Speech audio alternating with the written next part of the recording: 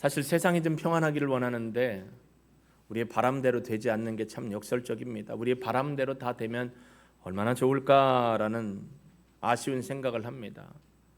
최근 2주 이상 산불이 계속해서 번지고 있고 또 다른 곳에서도 하고 사람의 잘못으로 나기도 하고 전신주에 스파크가 튀면서 또 그것이 건조한 나무 나뭇잎을 태우면서 또 확산되고 그 남쪽에서 일어났던 것이 울진 강원도 쪽으로 또 올라가려고 하고 또 우리 한국의 중요한 지리산까지도 불나는 거 이렇게 보니까 태백산맥 줄기 쪽으로 쭉 이렇게 나는 것 같기도 하고 좀 아쉬움이 있습니다.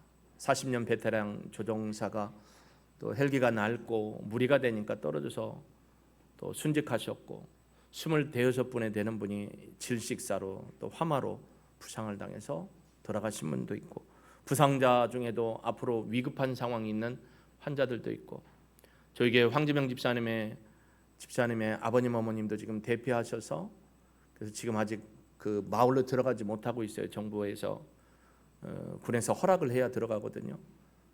그리고 전신 기지국이 다 불타서 통화도 잘 안 되고 이런 답답한 상황에 있습니다. 사실 이러면서 사실 여러분 혹시 원망 많이 할 거예요. 누구를 원망 많이 할까요? 얘기하지 마세요. 시험 드니까 알고만 계세요. 근데 사실 그분들의 꼭 잘못이겠습니까마는 정치인들이 바로 섰으면 이런 일이 없을 제가 대신하는 거예요. 바로 섰으면 이런 일이 없을 건데라고 하기도 하겠지만 사실 안타까운 사실 앞에 우리의 마음이 참 불편하고 어려운 것은 사실입니다. 그래도 하나님의 은혜를 지난번에 그 불이 나면서 하나님 비를 주십시오 기도하는데 5mm밖에 안 온다는 그 비가 저녁에는 50mm가 와서 또 중대한 큰 분들을 잡아주는 은혜를 누릴 수가 있었습니다. 우리 바람대로 다 된다면 여러분 좋을 것 같잖아요. 근데 우리의 바람대로 다 되면 어떻게 될까요? 우리는 정욕적인 삶, 탐욕적인 삶에서 벗어날 수 없을 것 같습니다. 여러분 오늘 본문 시편 51편은요. 그 배경이 뭐냐면 사무엘하 11장 다윗이 우리아의 아내였던 밧세바 그때는 우리아의 아내인 밧세바를 겁탈을 하게 됩니다. 사실 왕으로서 봄이 되었고요. 봄이 되면 전장에 나가서 왕이 진두지휘를 해야 되는데 분명히 성경은 얘기해요. 왕이 전쟁터에 나가 있어야 할 시간인데 뭐 하고 있었다겠죠? 낮잠을 잤어요. 물론 그 이스라엘 중동 지역은 오수가 필수예요. 낮에 더운 때는 자게 되는데 이 양반이 자도 좀 너무 많이 잤어요. 저녁쯤까지 자갖고 아우 피곤하다 하고 옥상에 올라갔다가 못 볼 걸 봤어요.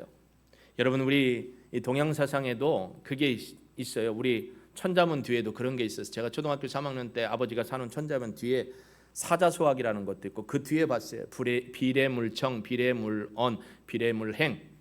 뭐죠? 얘가 아니면 보지 말고, 얘가 아니면 듣지 말고, 얘가 아니면 말하지 말고, 얘가 아니면 비례물행 가지도 말라. 근데 사실 성경이 그것을 얘기를 하거든요.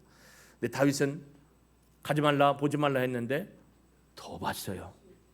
그러면서 정욕에 졌습니다. 여러분 정욕은 그대로 놔두면 걷잡을 수 없는 불과 같습니다. 우리가 산불 봤잖아요. 압동산에서 타던 불이 5분 10분도 안 돼서 저 맞은편 산에 불똥이 튀어서 활활 타오르는 거예요. 앞에 불이 있는 걸 보고 껐는데 뒤에 불이 있는 게 확 올라오면서 불 끄던 그 민간인들이 화마를 입고 고통을 당하고 옷을 벗으려고 해도 벗겨지지 않는 이런 안타까움이 있습니다. 정욕은 불길처럼 확 타오르고 번지게 됩니다. 정욕에 넘어지지 않아야 했는데 넘어지지 않을 수 있는 사람이 저를 포함해서 아무도 없어요. 근데 아무도 아멘을 안 하네. 여러분 정욕을 다 이길 수 있어요? 근데 왜 동의도 안 하시고 저를 포함해서 아무도 정욕을 이길 수 있는 사람 없습니다. 넘어지게 돼 있어요. 안 넘어지려고 애쓰고 힘쓰고 하는데도 사단이 집요하게 우리를 넘어뜨립니다. 교만으로 넘어뜨리고 탐욕으로 넘어뜨리고 욕심으로 넘어뜨리고. 네요, 다윗은요 무려 10개월 동안이나 하나님 앞에 자기가 범죄해놓고 우리아의 아내를 범죄해놓고 하늘을 안 봐요. 하늘을 보면 하나님 생각날까 봐 안 봐요. 그러면 말씀도 안 받겠죠. 여러분 우리아가 누구였습니까? 다윗의 충신이었습니다. 자신을 위해 전쟁터에 나가 싸우는 충신이었습니다. 충신의 아내였습니다. 야, 저 여인이 누군가 좀 봐라. 우리아의 아내입니다. 그럼 우리아 빨리 들어오라 해라. 부인하고 들어가서 전쟁터에 있다 왔으니까 둘이 오래간만에 정을 좀 통하고 그렇게 하게끔 해라. 왜요? 자기 죄를 숨기려고. 네, 여러분, 손바닥으로 하나님을 가릴 수 있어요? 못해요. 안 되겠습니까? 우리아가 막 전쟁터에 왔는데 왕 옆을 어떻게 벗어납니까? 전쟁에 우리 식구들 동료들이 싸우고 있는데 제가 어떻게 집에 들어갑니까? 나만. 그래서 안 들어갔어요.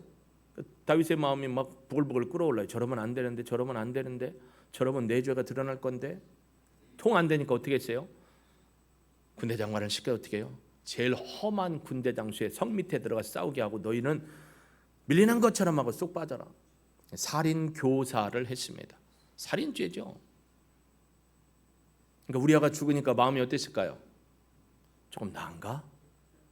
그리고 부인에게 남편이 죽었다. 그냥 내 첩으로 들어와라. 들어왔습니다. 여러분 묵상해 보셨어요? 다윗이 부인한테는 한마디도 안 했을 거예요. 내가 당신 남편 죽이고 내가 당신하고 살라고 남편 전쟁에 깊은 곳에 들어가서 죽였어. 만약에 얘기했다면 여러분 다윗 잠자는 어느 날 밤에 바세바가 이놈의 칼을 갖고 와서 목을 쳤을 거예요. 그런 생각 안 해봤어요? 그러니까 부인한테도 속인 거죠. 그런데 누가 하셨어요? 하나님이 하셨네요. 10개월 동안 회개하고 돌아오기를 기다렸는데 안 와요. 하나님이 선지자를 보냅니다. 그 유명한 양 비유를 얘기합니다. 100마리 양 갖고 있는 사람하고 1마리 갖고 있는 양 사람. 100마리 갖고 있는 사람에게 귀족에게 친구가 왔습니다. 그러면 내 것 가지고 잡아서 양 꼬치를 하든지, 양꼬치엔 찡따오네요. 꼬치를 하든지 삶아주든지 볶아주든지 해주면 되는데 1마리밖에 없는 양 있는 사람 걸 빼앗아다가 요리를 해줬어요. 그러니까 다윗이 막 천인 공노할 놈이네, 못된 놈이네, 죽여야지. 선지자가 뭐래요? 당신입니다. 그제서야 하나님이 내가 죄짐을 알고 계셨구나. 그게 회개한 노래가 오늘 시편 51편입니다.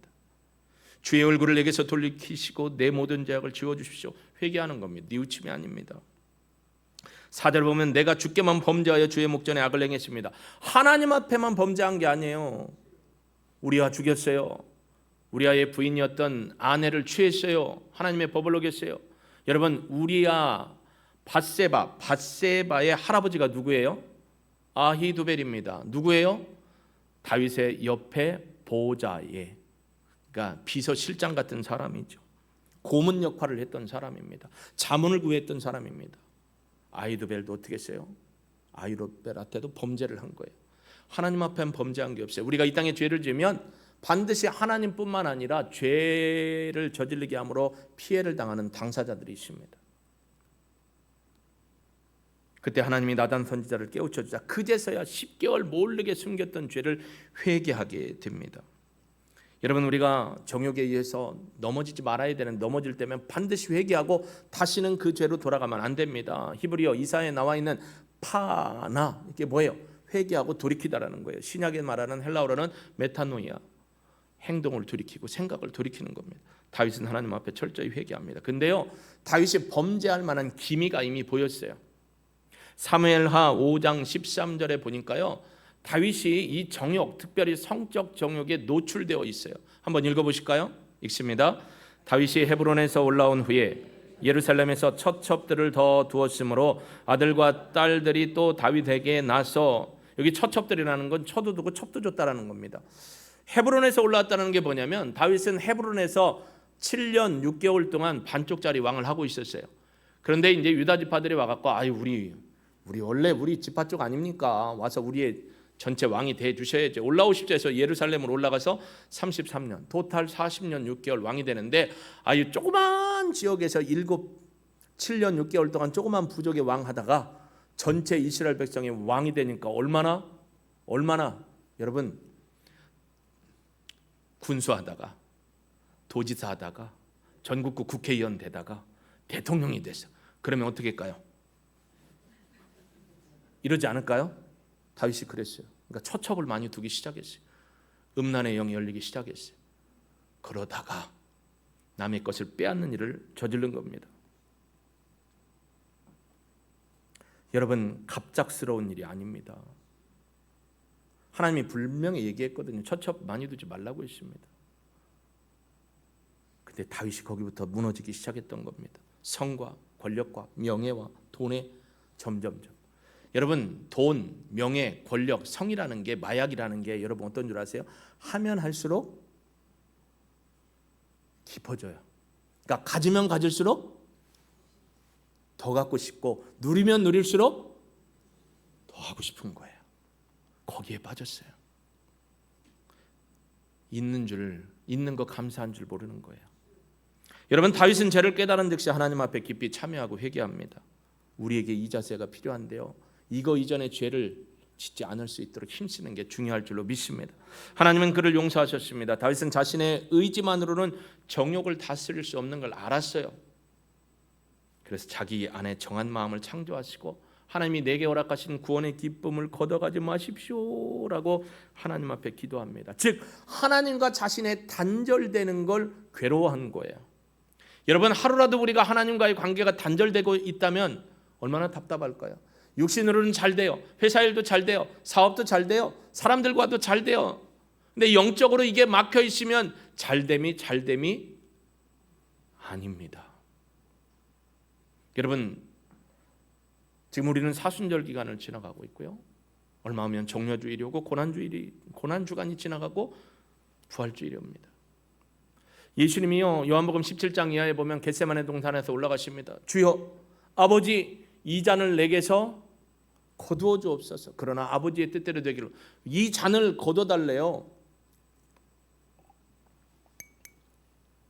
이 잔이 뭘 얘기해요? 십자가를 지는 일을 거둬달라는 겁니다. 하나님 앞에 불충하고 싶어서 한 게 아니에요. 그 원뜻의 의미는 뭐냐면, 내가 세상의 죄를 짊어지는 순간 하나님은 누구와 분리가 되냐? 예수님은 누구와 분리되냐면 하나님과 잠깐 분리되는 거예요. 내가 죄를 짊어지고 예수님이 짊어지는 그 순간에는 거룩하신 하나님과 예수님이 분리가 되는 거예요. 근데 잠깐의 그 분리조차도 예수님은 하나님과 분리되는 걸 원하지 않으셨던 거예요. 그러나 아버지의 뜻대로 되기 위해서 내가 이 사역을 감당합니다. 할렐루야. 예수님도 하나님하고 분리되는 거, 잠깐의 시간도 분리되는 걸 싫어했습니다. 근데 저와 여러분은 매일 아니면 매달 아니면 하루 중에도 하나님과 분리되는 시간이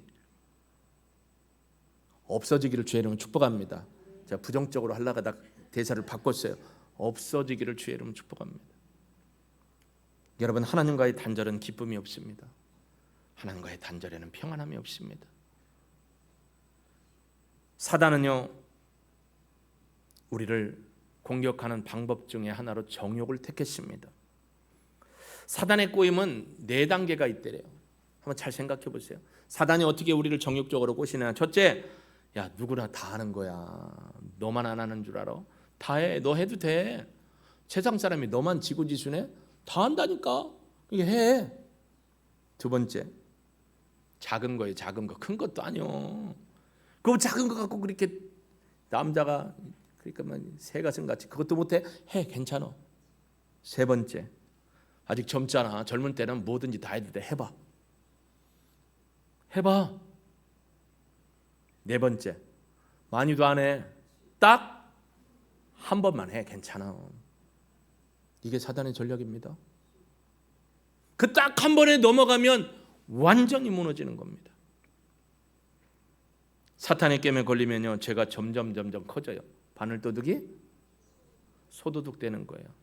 죄가 커지면서요, 죄에 대한 경계심이 낮아집니다. 여러분, 무뎌지는 거예요. 무뎌지는 것만큼 우리를 무섭게 하는 게 없어요. 신앙생활도 무뎌지는 거예요. 여러분, 감사가 무뎌지면요, 행복이 없어요. 내가 모든 걸 당연하게 여기는 거, 감사가 없는 거예요. 예배 끝나면 올라가서 당연히 밥 먹는 거지. 여러분도 섬기도 계시죠. 팀별로 섬기고 계신데 당연한 거 아니에요. 그분들은 일찍부터 와서 일부 예배를 드리고 주방에서, 여러분도 똑같은 거예요. 당연한 거 아니에요. 누군가의 섬김과 헌신이 있기 때문입니다. 여러분이 오늘 주보를 봅니다. 당연한 거 아니에요. 제가 주부를 다 만들어서 전사님 넘기면 검수하고 출력을 하고, 어제 같은 수련회 바쁜 때에도 그래서 제가 금요일 날 미리 다 보내드리고 빠진 광고나 첨가할 게 있는가 확인하고 정리를 합니다. 당연한 거 아닙니다. 제가 요즘에 읽은 책 중에 김창옥 씨 책이 있습니다. 제가 어제는 김창옥 씨를 만났어요. 한 1시간 반을 만났어요. 유튜브로. 내가 김창옥 씨가 5월 10며칠 날 이 근처에 온다는 것 같은데, 내가 온다고 하면 어이 안 할 건데 김창옥이 온다니까 어이 그러시네. 김창옥 씨가 쓴 책입니다. 이 책이 뭐냐면, 요 옆에 교회 주차장에 나가 오른쪽을 하면 지금 공사 중인 빌라가 있어요. 리모델링하는. 근데 그 공사가 시작될 때 어떤 학생이 캐리어도 버리고 책도 갖다 다 버렸더라고요. 제가 병원 갔다 오면 이렇게 보는데 책이 널브러져 있길래 제가 책심이 좀 있잖아요. 뒤지고 뒤져서 이 새 책을 찾았어요. 그 다음에 마케팅에 대한 전략을 하나 찾았어요. 그리고 영어 공부하는 교재를 하나 찾아서 3권을 갖고 왔어요. 이거를 식탁 옆에 놓고 틈틈이 읽어요. 근데 이 책에 이런 내용이 있습니다. 여러분 한번 들어보세요. 세상에 당연한 것은 없습니다. 당연하다고 생각하는 순간 세상에 하나도 고맙지 않습니다. 아무리 많은 것을 누리고 있고 아무리 많은 것을 소유하고 운영하고 움직일 수 있는 힘이 있다 해도 고마움이 없는 삶은 행복이 없는 삶입니다. 우리는 소유와 위치, 영향력으로 행복한 것이 아니라 고마움을 느끼는 정도만큼 행복합니다. 당연하다고 생각하는 순간 아무것도 고맙지 않습니다. 직장도, 가족도, 건강도, 우리에게 주어진 외적인 것, 내적인 것, 보이는 것, 보이지 않는 것, 모든 것도 그렇습니다. 제가 저 자신에게 바라는 건 어떤 일을 한 번 하고 두 번 하고 세 번 하고 반복해서 해도 고마움을 느낄 수 있는 마음을 지니고 살아가는 것입니다. 지금 내가 누리는 것들이 당연하지 않다는 것을 알 때, 고마움을 느낄 때, 그때 비로소 진정한 행복에 닿을 수 있습니다. 여러분, 당연한 거 없어요. 가족관계도 내가 너희들을 키우기 위해서 얼마나 애쓰고 힘들었는데 니들이 스스로 큰 줄 알아? 여러분, 살아있는 자식만 해도 감사하지 않아요? 엄마 아빠가 나한테 해준 게 뭐가 있어? 가난하게 태어나게 해가지고. 커봐 이름아, 내 나이 돼봐라. 당연한 거 없어요. 여러분 지금 숨 쉬고 있는 거 당연해요? 제가 물 한 모금 먹는 게 당연해요? 신경 하나 나가면요, 손에 간내 나가면 이 움직이는 근육 못해요. 뭐를 삼킬 수가 없어요. 당연한 게 뭐가 있어요? 다 감사하죠. 이 의자 만들어 주신 분들 계시니까 여러분이 푹신한 의자에 앉아 계시죠. 당연하지 않은 게 없어요. 지난번에 모임 때문에 식당에 갔습니다. 서빙을 해주시는 분이 계셔요. 음식을 서빙해. 고맙습니다. 맛있게들 자시고 반찬이 없어요. 제가 이것 좀 더 주시겠습니까? 갖다 줬어요. 고맙습니다. 부사역을 오래 하다 보니까 뭐 하여튼 챙겨주는 거나 뭐에 대해서 눈이 반짝반짝 빛나서 바로바로 해주거든요. 승질 급한 나는 내가 가서 퍼와요. 제가 좀 퍼갈게요. 바쁘신 것 같은데. 아유 고맙습니다. 아이 뭐요? 당연한 거. 감사합니다. 여러분, 당연한 게 아무것도 없어요. 여러분이 천국 가는 게 당연해요? 제가 천국 갈 만한 사람처럼 보여요? 당연한 거 없어요. 예수 그리스도께서 십자가 달려 돌아가시기 때문에 그런 겁니다. 그 은혜로 감사로 사는 겁니다. 감사를 잃어버리면 진짜 행복의 삶을 잃어버립니다. 불행은 불평의 입으로 시작합니다. 행복은 감사의 입으로 시작합니다. 뭐가 감사합니까? 다 감사합니다. 여러분, 정욕을 이기는 가장 좋은 방법은 요셉처럼 토끼는 거예요. 도망가는 거예요. 달아나는 겁니다. 피하는 겁니다. 정욕의 근처를 맴돌면서 정욕을 극복하겠다는 생각은 아주 위험합니다. 요셉은 창세기 39장 6절과 10절에 보니까 이런 모습이 있습니다. 주인이 그의 소유를 다 요셉의 손에 위탁하고 자기가 먹는 음식 외에는 간섭하지 아니하였더라. 요셉은 용모가 빼어나고 아름답더라. 잘났다라는 거예요. 여인이 날마다 요셉에게 청하였으나 요셉이 듣지 아니하고 동침하지 아니할 뿐더러 함께 있지도 아니하였다. 함께 있는 시간이나 타이밍이나 장소를 빗나가는 거예요. 주인이 저기, 여주인이 저기 있을 만하면 딴 데 가는 거예요. 피하는 거예요. 피해야 돼요. 죄를 지려고 하는 순간 피해야 돼요. 야바이꾼이 여러분을 꼬시려고 하면 어떻게 돼요? 뭐하지? 아니요, 더 가야 돼요. 거기에 빠져듭니다. 요세푸스라는 책이 있습니다. 이건 사람 이름입니다. 제가 요즘 계속 읽고 있는 건데, 요세푸스는 유대인입니다. 유대인의 정치가였고 역사가였는데 로마에 이제 잡히게 되죠. 다 죽고 자기하고 딴 사람 한 사람 살았는데 너 생명 살려줄 테니까 역사를 제대로 써봐라. 역사를 썼습니다. 근데 유대인인데 기독교적인 역사관을 많이 썼기 때문에 유대인들에게는 배신자로 낙인 찍혔고 기독교인들에게는 그래도 하나님의 성경 역사와 기독교 역사를 잘 썼다고 해서 그래도 기독교에 친밀한 사람입니다. 이 사람이 쓴 책 내용 중에 유대 고대사에 관한 요 내용이 요 부분에 있는 걸 제가 글씨가 하도 작아서 이렇게 타이핑을 해 왔습니다. 한번 들어보세요. 유대고대사 2권 4장 내용입니다. 그러나 요셉은 동침하는 것은 자기가 믿는 종교에 어긋날 뿐 아니라 자기를 노예시장에서 사서 극진하게 대해준 보디발을 모욕하고 능멸하는 것이라고 생각하고 그녀의 간청을 거절했다. 보디발의 아내의 간청 거절했다. 요셉은 오히려 그녀에게 욕정을 다스리라고 권면했다. 요셉은 동침하자는 요구만을 제외하고는 뭐든지 다 할 테니까 자기와 같은 노예는 여주인의 뜻을 따르는 것이 마땅하지만 이건 도저히 따를 수 없는 일이라고 이야기했다. 그러자 그녀는 요셉의 기대와는 달리 이번에는 이렇게 반대하자 그를 더욱더 집요하게 사랑했다. 그녀는 이 헛된 욕정에 사로잡혀 두 번째 계략을 꾸미기로 했다. 한 번에 전략을 쓰니까 안 되니까 마귀는 더 달라붙습니다. 어떻게 하느냐? 민속 축제 기간이 다가왔다. 그때는 여인들이 민속 의식을 즐기기 위해 다 바깥으로 나가서 관습에 따라서 춤을 추고 축제에 참여한다. 그런데 그녀는 요셉을 유혹하기 위해서 홀로 있어야 하겠다고 몸이 불편하다고 남편에게 둘러댔다. 그녀는 기회를 얻게 되자 전보다 더 달콤한 말로 요셉을 유혹했다. 요셉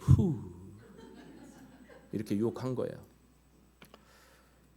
그녀는 자기 지위를 보아서라도 아니 자기 체면도 모두 버리고 간청하는 나의 이 뜨거운 연모의 정을 보아서라도 딱 한 번만 간청하니 나랑 좀 침대에 같이 눕자라고 했다. 그녀는 아프다는 핑계까지 하면서 축제나 의식을 즐기지 않고 요셉과 만나 이야기하는 것을 더 좋아한다고 하면서 지난번에는 내가 당신에게 더 진지하지 못하게 간청을 해서 거절했는지 아니면 자기의 내 진심을 진짜 믿지 못해서 의심해서 거절했는지 몰라도 이제 결코 거짓이 아님을 확인시켜 주기 위해 다시금 간청하고 있으니 현명하게 생각해서 전처럼 어리석게 굴지 말아야 된다라고 이야기했다. 그녀는 요셉 또한 요셉에게 자기의 애정을 받아주고 자기 말을 따라준다면 지금 네가 누리는 것보다 더 큰 특권은 물론 더 큰 부도 누리게 될 것이다. 그러니 자기의 요구대로 거절하고 순결만을 고집한다면 미움과 복수를 받게 될 것이다. 너 내 말 안 들으면 나의 끝장날 거야 얘기했다. 그녀는 또한 그렇게 되면 요셉이 자기의 순결을 범하려고 했다고 남편에게 거짓으로 이야기해서 너 잘리게 할 거야, 죽게 할 거야. 그러니 어떤 게 유익인지 살펴봐라 라고 얘기했다. 그녀가 눈물을 글썽이며 이렇게 간청했다. 아 참, 눈물까지 글썽거리면서 여기 있구나. 요셉 씨, 딱 한 번만. 이런 거예요. 요셉은 동정심도 들었지만 두려움도 느꼈다. 그렇다고 해서 그녀의 요구에 응할 수는 없었다. 순교를 포기할 수는 없었다. 요셉은 그녀의 간청을 뿌리쳤을 뿐 아니라 그녀의 협박에도 굴하지 않았으며 악한 일을 도모하기를 두려워했다. 그는 양심상 죽어야 마땅할 죄를 알고 있는 악을 행함으로 현재의 특권을 누리기보다 모진 형벌을 하나님을 위해 받는 것을 감수하는 편을 택했다. 이게 요세푸스가 역사에 있던 내용을 그대로 기록한 겁니다. 얼마나 집요합니까? 이 정신 나간 여인이. 여러분, 요셉은요 하나님과 사람 앞에 정체성을 분명히 드러냅니다. 나 하나님 믿는 사람입니다. 오늘날로 따지면 뭐라고요? 나 예수 믿고 구원받은 사람입니다 라고 얘기하는 거예요. 여러분이 가장 먼저 나 예수 믿고 구원받은 사람입니다 라고 가서 얘기할 수 있는 게 뭐예요? 밥 먹을 때 식당 가서 열심히 기도하고 드시면 돼요. 최근에 어떤 외국인들이 한국에 여행을 왔어요. 요즘 K 컬처, K 푸드, K 팝 다 유명하잖아요. 한국에 왔어요. 보니까 남자분은 한국 동포고 나머지는 다 미국 사람들이에요. 한 10대 명의 가족이 우르르 한국에 왔더라고요. 식당에 들어갔습니다. 어떤 식당에 갔는가 했더니 갈비집인 것 같아요. 갔는데요, 그 한국 동포인 분이 식구들하고 다 함께 기도를 하고 밥을 먹더라고요. 내가 뭐 한국은 어때 무슨 프로그램에서 기도하는 걸 한 번도 못 봤는데 기도하더라고요. 아, 그래서 크리스찬이구나. 본인들이 그리스도인이라는 걸 나타내 준 겁니다. 여러분, 분명히 정체성을 밝혀야 합니다. 사람들은 요셉이 하나님과 함께 하심을 알았다라고 했습니다. 창세기 39장 2절과 3절 말씀 보실까요? 여러분, 성경이나 화면을 보십시오. 여호와께서 요셉과 함께 하심으로 그가 형통한 자가 되어 그의 주인 애굽 사람의 집에 있으니 그의 주인이 여호와께서 그와 함께 하심을 보며 여호와께서 그의 범사에 형통하게 하심을 보았더라. 야, 제가 잘 되는 이유가 뭐지? 저의 신이 누구지? 근데 요셉은 자기가 누구와 함께 하는지를 얘기했습니다. 32장 9절에 보니까 이렇게 얘기합니다. 이 집에는 나보다 큰 이가 없습니다. 주인이 아무것도 내게 금하지 아니하였어도 금한 것은 당신뿐이니 당신은 그의 아내입니다. 그런즉 내가 어찌 이 큰 악을 행하여 하나님 앞에 범죄하겠습니까? 하나님 믿는 사람이라고 증거한 거예요. 형들에 의해서 아라비아 사람들에 의해서 팔려갔지만 그는 하나님을 바라보는 믿음으로 살았습니다. 나중에 형제들이 가난 가운데 애굽으로 곡식 사러 왔을 때 딱 왔어요. 이렇게 보니까 아유, 나를 팔아먹인 형들이에요. 근데 형들은 요셉이 죽었거나 노예로 갔을 거지 총리가 됐을 거라는 뭐에도 생각을 못해요? 꿈에도 생각을 못해요. 그러니까 총리 앞에 왔으니 얼굴을 잘 들지도 못하죠. 딱 보니까 우리 형제들이에요. 이놈의 시키들 한번 볼까? 그러지 않았어요. 나중에 뭐라고 해요? 하나님께서 우리 가족의 고통을 미리 아시고 준비하시려고 나를 이곳에 먼저 보내셨습니다. 하나님을 증거하는 삶을 살았습니다. 예수를 믿으면서도 함께 식사하는 직원들과 식사하고 하는 곳에서 기도하지 못하고 먹는 것, 예수님이 부끄러운 겁니까? 기도를 너무 못해서 부끄러운 겁니까? 하나님이 나와 함께 한다라고 선포를 하면요, 죄악된 자리, 죄악된 생각에 내가 처해 되는 상황을 분별할 수 있죠. 나만 조용히 예수님을 믿고 직장 생활을 하다가 기도도 않고 조용히 남들 뭐라고 할 때 그냥 침묵을 지키고 하면서 예수 믿는 것 티를 안 내면 범죄할 확률이 높아요. 선포하는 거예요. 난 예수 믿는 사람입니다. 나 하나님 믿는 사람입니다. 선포해 놓으면 그 사람들이 내가 누구라는 걸 알기 때문에 그들과 함께하면서 뭐예요? 적어도 나 혼자가 아니고 그들과 함께하는 순간에는 내가 그리스도인인 걸 알기 때문에 범죄의 자리에 같이 가지 않게 되는 거죠. 요셉 스스로 하나님께 속한 사람임을 분명히 밝혔기 때문에 그는 이 죄악, 큰 음란의 죄에서 그를 지킬 수가 있었습니다. 그는 늘 하나님을 의식했습니다. 그래서 보디발의 아내가 유혹할 때 내가 어찌 하나님께 득죄, 옛날 성경은 득죄, 범죄하겠습니까? 라고 답을 합니다. 내가 하나님의 자녀인 걸 당당히 드러내는 거예요. 여러분, 내가 하나님을 인정하고 하나님을 자랑할 때 하나님도 나를 인정해 주십니다. 사무엘서에 보면 뭐예요? 하나님을 경외하는 자를 나도 존중해주고 나를 경멸하는 자 나도 경멸하겠다. 근데 마태복음 10장 32절에도 분명하게 이렇게 말씀을 해 주십니다. 같이 읽어볼까요? 시작. 누구든지 사람 앞에서 나를 시인하면 나도 하늘에 계신 내 아버지 앞에서 그를 시인할 것이요. 누구든지 나를 부인하면 나도 하나님 앞에서 너희를 부인할 것이다. 오늘 예배가 시작하기 전에 복음 전도를 했습니다. 예수님이 정말 내 죄를 위해 돌아가신 걸 믿으시나요? 교회 다닌 거 말고요. 교회 젊어서 다녔던, 나이 먹고 다녔던 교회 다닌 거 말고요. 진짜 예수님이 나를 위해 십자가에 달려 돌아가신 걸 믿으십니까? 로마서 10장 9절 10절에 내가 만일 내 입으로 예수를 주로 시인하면 너희 죄를 위해 죽으신 것을 내 마음에 믿어 입으로 고백하면 구원받는다라고 있습니다. 저도 모태신앙이지만 어머니 뱃속에서부터 교회를 다녔지만 고등학교 2학년 때 예수님을 나의 주님으로 고백하고 지금 믿음으로 살아오고 있습니다. 인도해 주십니다. 내가 만일 내 입으로 예수를 주로 시인하면 주님이라는 건 나의 주인이라는 거고 나를 위해 십자가에 달려 돌아가셨기 때문에 그 피의 속전을 주고 나를 사신 내 주인 구주라는 걸 고백하는 거예요. 그 믿음이 있으면 내가 신앙생활을 별로 못했어도 그건 상급의 문제지 구원의 문제는 아니에요. 구원받았다는 사실을 확신하는 겁니다. 하나님은 약속을 했는데 뻥친 적이 한 번도 없어요. 반드시 약속을 지키신 분입니다. 네가 네 입으로 내가 주라는 걸 시인하고 고백했으니 너는 이제 내 아들, 로마서 5장 8장 15절에 아바 아버지라고 부를 수 있는 특권을 주셨다고 했습니다. 여러분, 내가 주님을 인정할 때 주님이 나도 인정해 주십니다. 예수 믿는 거 부끄러워하지 마십시오. 자랑하십시오. 자신이 영적으로 누구인지를 바로 알 때 그리스도가 나의 구주됨을 고백할 수 있고, 그럴 때 죄를 두려워할 수 있습니다. 여러분, 우리가 일상을 살아가면서 두려운 건 미래에 대한 두려움이 많아요. 이틀 후에 수술이 어떻게 될까? 2달 후에 수술이 어떻게 될까? 나는 올 1년을 버틸 수 있을까? 두려움이에요. 과거에 대한 두려움은 아니에요. 미래에 대한 두려움이에요. 근데 하나님은 우리에게 미래에 대한 소망을 주셨어요. 내가 너와 함께한다. 지금까지 에베네셀의 은혜로 함께하신 하나님이 지금 여기에 임마누엘의 은혜로 함께하시고, 앞으로도 여호와의 이레로 여러분과 함께하시고 저와 함께하실 하나님을 신뢰하시기를 주의 이름으로 축복합니다. 그렇다면 내가 예수 그리스도를 믿는 그리스도인이여 하나님을 섬기는 예배자입니다 고백하며 살아가고 죄의 자리를 분별하고 빠져나오고 설 수 있기를 주의 이름으로 축복합니다. 몇 년 전에 유튜브에 나왔던 미국의 목사님이 설교했던 겁니다. 미국인들이여, 성도들이여, 죄의 자리에서 도망가십시오. 음욕의 자리에서 도망가십시오. 탐욕의 자리에서 도망가십시오. 교만한 자리에서 도망가십시오. 주께로 달려가십시오. 런 하나님께로 달려가십시오. 죄악의 자리를 피하고 죄의 모습이 있는 새싹 같은 곳이 있는 곳에서 피하고 주님께로 달려갈 때 우리가 살게 되는 줄로 믿습니다. 성도로서 정욕을 이기기 위해 거룩한 일에 우리가 집중해야 합니다. 집중하는 것, 하나님의 얼굴을 구하는 겁니다. 생각도 말도 행동도 하나님을 향해 집중하는 거예요. 표대를 향해 달려가는 겁니다. 여러분, 영적 수준이 도덕적 수준을 결정합니다. 하나님을 섬기는 일, 하나님이 맡겨주신 일을 감사함으로 하는 것, 맡겨주신 자녀, 배우자, 부모님을 섬기는 일에도 최선을 다하는 겁니다.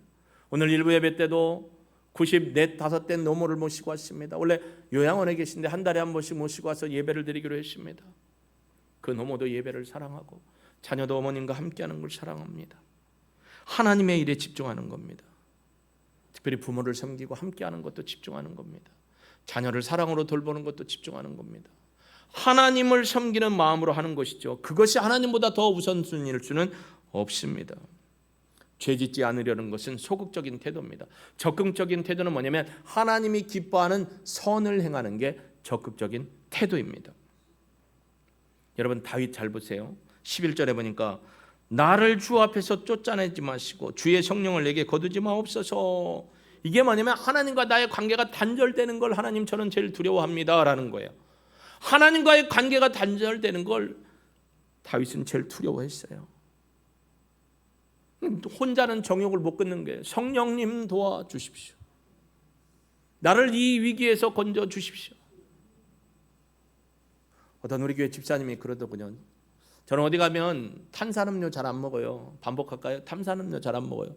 물 많이 먹어요. 물배예요. 근데 탄산음료를 가끔 먹을 때가 있어요. 괴기를 먹을 때. 그러면 목사님 뭐 드실래요? 그래요. 그러면 콜라와 사이다를 같이 달라고 해요. 그래서 여기다가 콜사를 50대 50으로 섞거든요. 근데 어떤 집사님이 그래요. 목사님, 콜라 10%에 나머지 사이다를 90% 정도 섞으면 비슷해요. 뭐가? 색깔이 비슷해요. 아, 1대 9구나. 해봤는데 맛이 안 나요. 그럼 또 저는 5대 5예요. 여러분 회식 자리 가면 콜사 먹어요? 그거 먹어요? 여러분 혹시 회식 자리 가면 카스테라 드시지 않아요? 뭔 놈이 회식 자리에 카스테라를 먹냐? 광고합니다. 카스와 테라를 섞으면 카스테라입니다. 몰랐는데 카스와 테라를 섞으면 카스테라요. 맥주 캔하고 병 섞으면 회사가 달라요? 근데 카스테라가 된다고요. 여러분이 그걸 드신다고 구원에 직결되는 문제는 없습니다. 그런데 여러분이 예수 믿고 교회 다닌다는 걸 아는데 그걸 넙죽넙죽 받아 드시면 그럼 그렇지, 네가 별 수 있어, 이렇게 되는 거예요.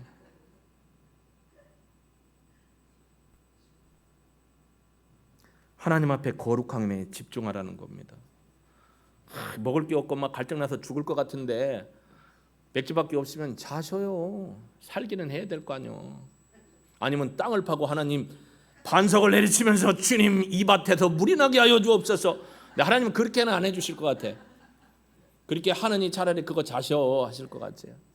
근데 중요한 건 범죄의 자리에서 내가 섞여 들어가지 않는 게 중요한 겁니다. 그래서 베드로전서 3장 6절은 이렇게 얘기합니다. 사라가 아브라함을 주라 칭하여 순종한 것 같이 너희는 선을 행하라. 선이 뭡니까? 하나님이 기뻐하는 것을 행하는 게 선입니다. 창세기 4장 7절에도 보면 가인에게 이렇게 하나님이 말씀하십니다. 내가 선을 행하면 어찌 낯을 들지 못하겠느냐? 낯을 얼굴을 들어 나를 바라보지 못하겠느냐? 선을 행하지 않으면 죄가 네 문 앞에 엎드러져 있느니 죄가 너를 원하나 너는 죄를 다스리라. 하나님의 선에 집중하고 그 생각을 하고 그것을 행하는 것, 그럴 때 정욕을 이기고 탐욕을 이기고 교만을 이기고 하나님 앞에 믿음으로 설 수 있다라는 것을 얘기해 줍니다. 목사님 저도 다 알아요. 성경에 그렇게 써 있는 거 다 알아요. 나를 살게 하는 이 책에도, 그리고 제가 최근에 동대문 구청에서 빌려 읽었던 하도 여기저기 도서관에 막 다 대출 지연 퓨처 셀프라는 책을 하도 읽어보면 사람들이 하도 막 좋다고 해서 읽어봤어요. 다 읽고 했는데 거기에도 똑같은 얘기가 나와요. 그리고 제가 최근에 읽고 있는 김사만 목사님의 묵상집에도 똑같은 얘기가 있어요. 그게 뭐냐면 안다고 하는 것은 행동할 때까지 아는 것이 아니다. 똑같은 책이 내용은 다른데 똑같아요. 안다는 게 뭐냐? 진짜 행동으로 옮길 때 참 압니다. 야고보서 2장 26절이죠.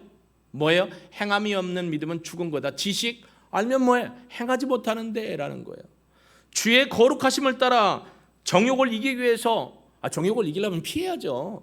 정욕을 이기려면 내가 그리스도인인 걸 드러내야죠. 정욕을 이기려면 집중해야죠.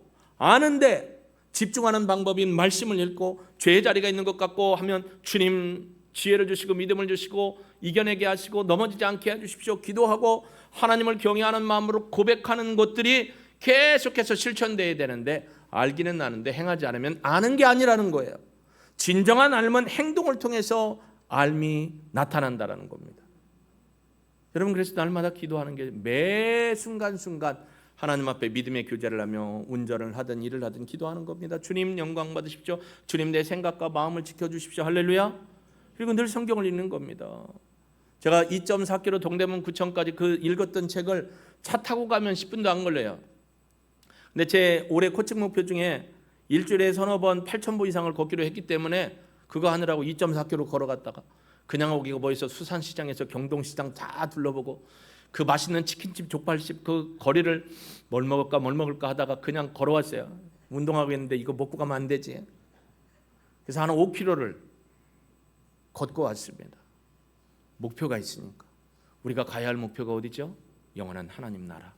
그러니까 믿음으로 하나님 앞에 집중하는 겁니다.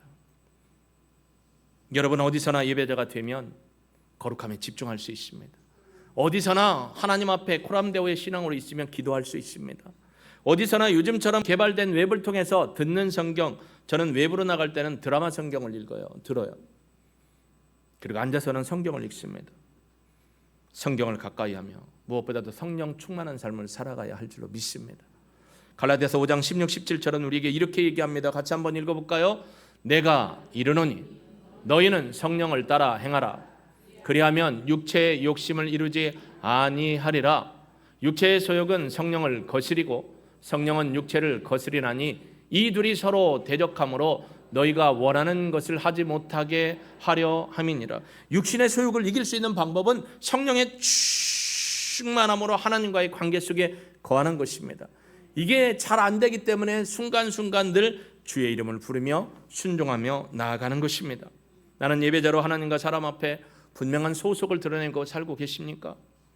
하나님의 말씀을 붙드는 자로, 그래서 죄를 피하기 위해서 죄가 있는 것을 피하고 영적 분별력을 가지고 성령의 충만한 음성을 따라 살아가게 되는 저와 여러분이 되시길 예수님의 이름으로 축복합니다. 저도 이 정욕에 완전하지 못합니다. 우리 모두가 완전하지 못합니다. 그러나 하나님은 완전하십니다. 범죄하는 자리가 아니라 하나님을 고백하는 자리로 나갈 수 있는 저와 여러분이 되시길 주의 이름으로 축복합니다. 다윗이 고백했던 이 찬양 고백드리고, 주님 제가 정결함으로 하나님 앞에 서고 하나님과의 관계가 끊어지지 않도록 매 순간 기도하고 매 순간 하나님의 말씀을 기억하며 성령의 충만으로 살기 원합니다. 결단의 기도 올려드리겠습니다.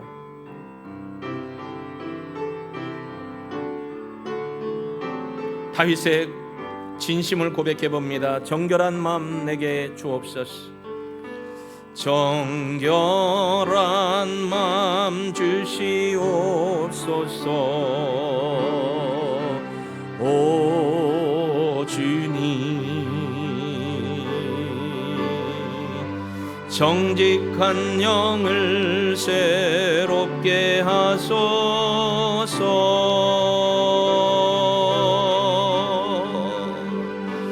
정결한 마음 주시옵소서.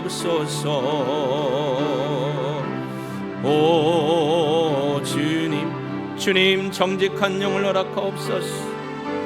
정직한 영을 새롭게 하소서.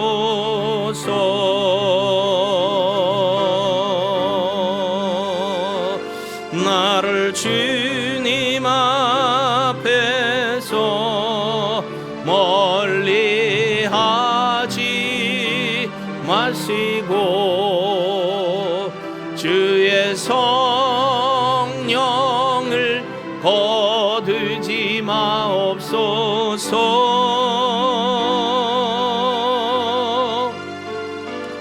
주 구원의 기쁨 다시 회복시키시. 변치 않는 마음 내 안에 주시. 우리 함께 주님 앞에 결단의 기도 드립니다. 주여, 나는 연약한 자입니다. 나는 사단의 계략에 언제나 노출되어 있고 넘어지기 쉬운 자입니다. 교만과 정욕과 탐욕과 실수와 악행과 거짓과 불의에 타협할 때가 있음을 보고 너무나 안타깝고 너무나 답답하고 눈물을 흘리고 회개하는 삶이 있었음을 고백합니다.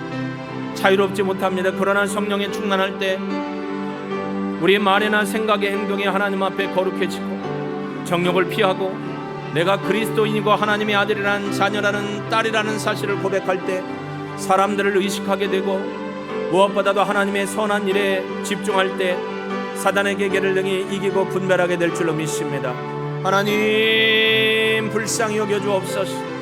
하나님 믿음의 정진을 향하여 살아가게 하옵소서. 나의 힘으로는 도저히 이길 수 없음을 고백합니다. 주여 불쌍히 여겨주시고 긍휼히 여겨주시고 믿음으로 일어서게 하여 주옵소서. 주를 바라봅니다.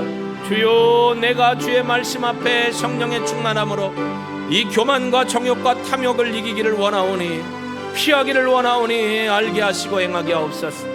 그래서 하나님의 거룩한 자녀로서의 믿음의 삶을 살아가며 하나님을 영화롭게 하는 거룩한 하나님의 자녀 되게 하옵소서. 능히 이루실 하나님을 찬양합니다. 영광 받아 주옵소서. 감사를 드리며 예수님의 이름으로 기도합니다. 아멘.